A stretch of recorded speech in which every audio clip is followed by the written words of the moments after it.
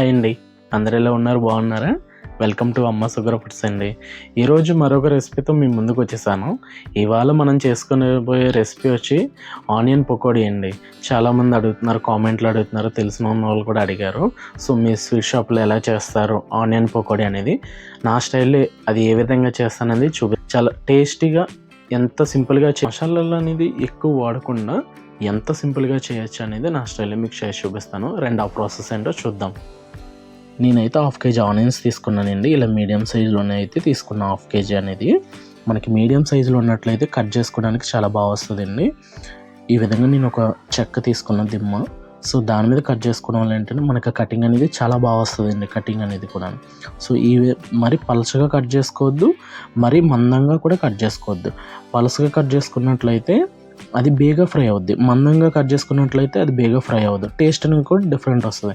మీరు మీడియంలో కట్ చేసుకున్నట్లయితే పకోడీ అనేది చాలా బాగా వస్తుంది అన్నమాట. మీకు ఇంట్లో చేసుకునే వాళ్ళకి ఏంటంటే అంత బేగా స్పీడ్గా కట్ చేసుకోలేరు కాబట్టి మీరు స్లోగా కట్ చేసుకోండి.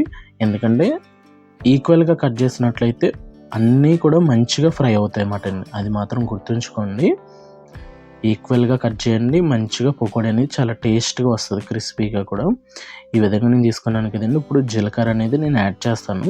ఇలా 1/2 kgకి ఒక 2 గ్రామ్ అనేది నేను యాడ్ చేస్తున్నానండి జీలకర్ర అనేది. తర్వాత మనం ఇందులోనే అల్లం వెల్లుల్లి పేస్ట్ ఆడిచ్చింది అయితే నేను వేసుకుంటానండి. బయట కొనుక్కొని రెడీమేడ్గా వేసుకునే దానికన్నా మన ఓన్గా ఆడిచ్చింది వేసుకుంటే చాలా బాగుంటుందండి టేస్ట్ అనేది కూడా. నేను వచ్చి ఇలా 1/2 kgకి 3 స్పూన్స్ అనేది అల్లం వెల్లుల్లి పేస్ట్ వేసుకున్నానండి ఆడిచ్చింది. ఇప్పుడు మన టేస్ట్కి సరిపడా సాల్ట్ వేసుకుంటే సరిపోతుంది. ఇప్పుడు మనం అన్నీ వేసేసుకున్నాం కదండి. ఇప్పుడు ఆనియన్స్ని ఈ విధంగా మీరు కలుపుతూ ఉండాలి. సో అప్పుడు ఏముంటుంది, మనకు దానిలో ఉన్న వాటర్ అనేది బయటికి రావడం జరుగుద్ది. కాబట్టి మనం వేసుకున్న శనగపిండి అయినా వరిపిండి అయినా మంచిగా ఆ వాటర్ అనేది సరిపోతుంది. మీరు అడిషనల్గా వాటర్ అనేది యాడ్ చేసుకుంటే పిండి అనేది ఎక్కుతుంది. అప్పుడు ఏమవుద్దంటే ఎక్కువగా పిండి తిన్నట్టు ఫీలింగ్ వస్తుంది అన్నమాట. సో అలా కాకుండా ఈ విధంగా మీరు జీలకర్ర వేసుకొని ఈ విధంగా చేసినట్లయితే చాలా బాగా వస్తుందండి. ఎందుకంటే జీలకర్ర కూడా టేస్ట్కి చాలా బాగుంటుంది కొద్దిగా వేసుకుంటే మీకు. బట్ నేను వరిపిండి తీసుకున్నది ఒక 4 స్పూన్స్ తీసుకున్నానండి. వరిపిండి అనేది, శనగపిండి అనేది నేను 1/2 kgకి 400 గ్రామ్స్ అనేది యూస్ చేస్తున్నానండి. మేము శనగపిండి అంత తినమండి అన్నట్లయితే మీరు వరిపిండి యాడ్ చేసుకోవచ్చండి. కాకపోతే ఏమవుద్దంటే వరిపిండి కాబట్టి ఎక్కువగా ఒక గట్టిగా ఉంటుందండి. సో అలా కాకుండా మీకు స్మూత్గా ఉండాలంటే కొద్దిగా శనగపిండి వాడుకోవచ్చు.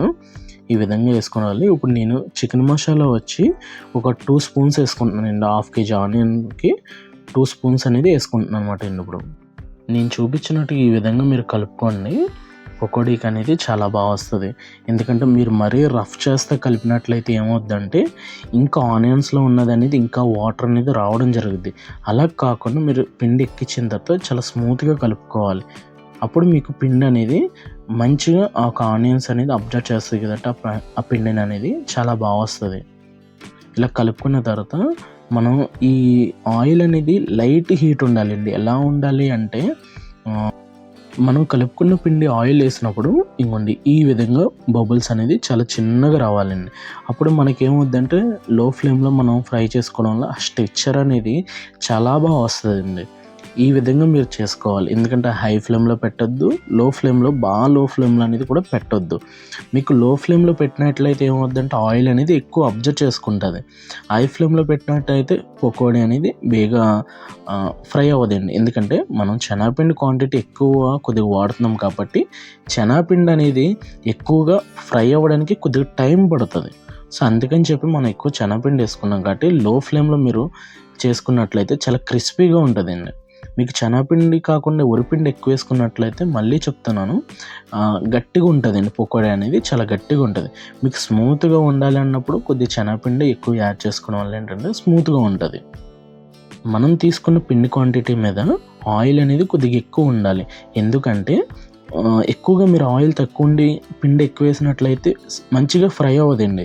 అదే మీకు ఆయిల్ కొద్దిగా ఎక్కువ ఉన్నట్లయితే ఇవ్వండి ఈ విధంగా చూసారా, ఒకదాని మీద ఒకటి లేకుండా ఎలా పలసగా ఉందో చూసారా, వెడల్పుగా కొద్దిగా మంచిగా ఫ్రై అవుతుంది మటన్.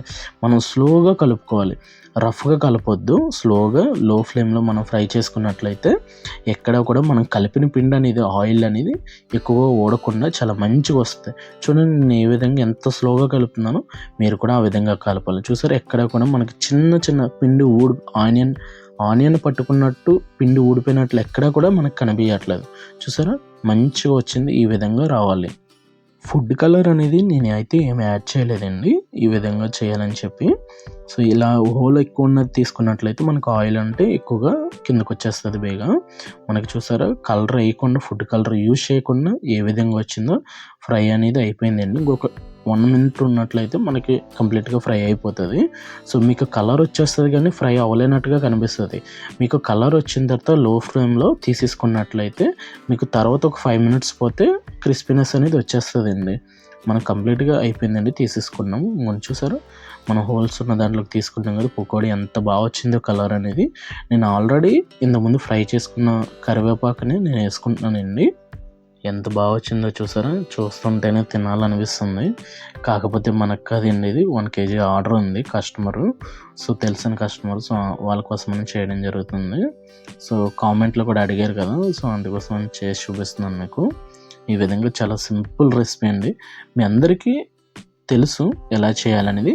కాకపోతే కొన్ని టిప్స్ మీరు మంచిగా తెలుసుకొని చేసినట్లయితే టేస్ట్ అనేది నెక్స్ట్ లెవెల్లో ఉంటుంది. సో ఈ విధంగా ఇందులో కావాలంటే మీరు కొద్దిగా కాజు కూడా యాడ్ చేసుకుంటే ఇంకా బాగుంటుందండి. ఆ కాజు తింటూ ఈ పకోడీ బాగా ఎంజాయ్ చేయొచ్చు. చూసారు కదా ఎంత సింపుల్గా రెడీ చేస్తాను, మసాలాలు ఎక్కువ వేయకుండా. సో ఈ విధంగా చేసుకోండి, చాలా బాగుంటుంది. చూసారు కదండి ఏ విధంగా చేశాను, మీరు కూడా ఆ విధంగా చేయండి, చాలా బాగా వస్తుంది. నేను చెప్పిన ప్రతి టిప్ కూడా మీరు మర్చిపోకుండా ఆ విధంగా చేసినట్లయితే చాలా క్రిస్పీగా, చాలా టేస్టీగా ఉంటుంది. మీకు అందులో ఇంకా నేను కాజు యాడ్ చేయలేదండి, కొంతమంది కాజు యాడ్ చేసుకుంటారు, చాలా బాగుంటుంది టేస్ట్.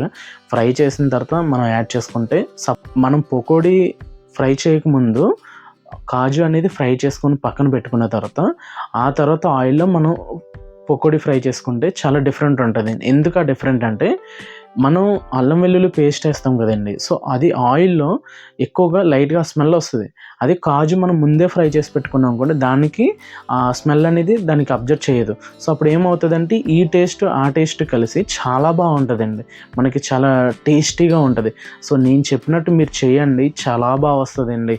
అప్పుడు రెసిపీ ఏ విధంగా ఉందనేది నాకు అర్థం. ఓకే బాయ్ అండి, టేక్ కేర్.